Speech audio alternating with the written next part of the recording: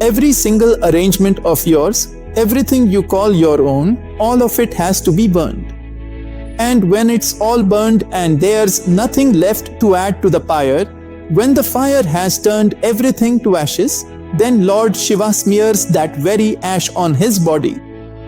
The seeker is nothing else but that ash inside which nothing remains, only the ashes are left. Lord Shiva sits in the cremation ground. That cremation ground burns here. In that cremation ground, the pyre that burns here, you have to throw everything you have into that fire. And when each and everything of yours burns, the pain you feel is even greater than the pain of dying. That nourishment is of a different kind. To experience your own pyre, your own self, while still alive. Here, a cremation ground blazes within the seeker. Every single arrangement, everything, has to be thrown into that pyre. I have realized that the pain you feel at that time is terrifying.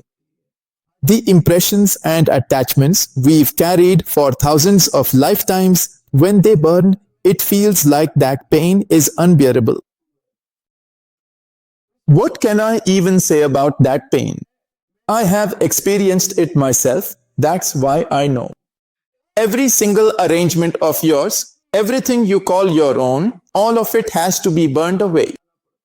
And when all of that is burned and there's nothing left to add, when the pyre has turned everything to ashes, then Lord Shiva applies that very ash to his body.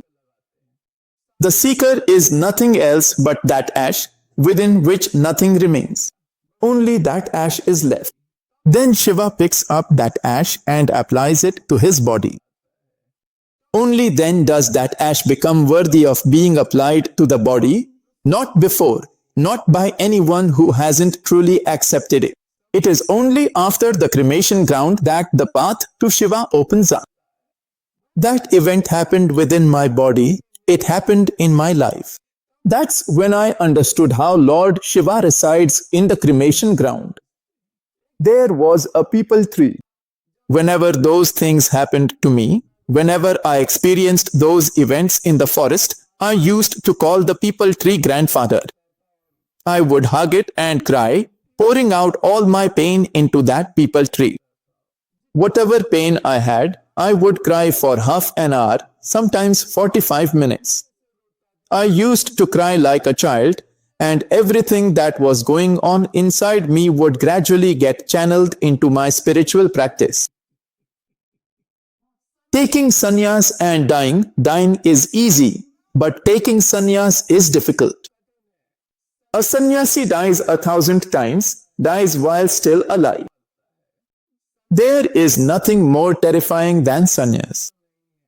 Even today, you could make me sit in a cremation ground. Take me there and make me sit in the middle of the night. I'll sleep there peacefully, just like that. I've burned so much. I've been destroyed so much that there's nothing left to be destroyed, nothing left to be burned. Now what will you make me sit for? What will you burn? Now, even when I see ghosts, spirits, demons, I feel love for them.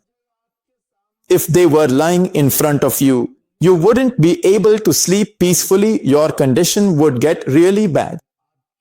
But I call them like little kids saying, come here, just like that. You have no idea how many entities and instances I assist during the day. Being with them feels so natural to us. It's just like talking to you, talking to them is the same.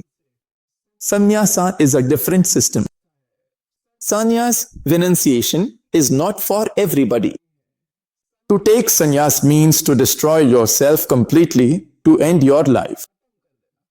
It is easy to die, it is difficult to take sannyas.